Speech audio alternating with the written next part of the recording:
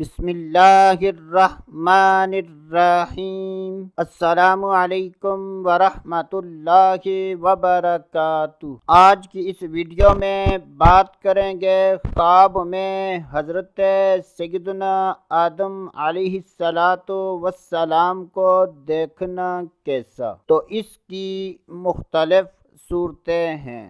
جب بھی خوابوں کی تعبیر بیان کی جائے اور اس میں مرد و عورت میں سے کسی کا ذکر نہ ہو تو اس سے مراد مرد و عورت دونوں ہیں۔ حضرت سیدنا امام جعفر صادق رحمۃ اللہ تعالی علیہ نے ارشاد فرمایا کہ اگر کوئی خواب میں حضرت آدم علیہ السلام کو دیکھے تو یہ اس بات کی دلیل ہے کہ خواب دیکھنے والا بزرگی اور ولایت پائے گا، اور اگر کوئی خواب میں دیکھے کہ حضرت آدم علیہ السلام نے اس کا ہاتھ پکڑا ہے تو یہ اس بات کی دلیل ہے کہ خواب دیکھنے والا بزرگی اور سلطنت پائے گا۔ اللہ عز و جل سے دعا ہے کہ اللہ عز و جل ہمیں اچھے خواب دیکھنے،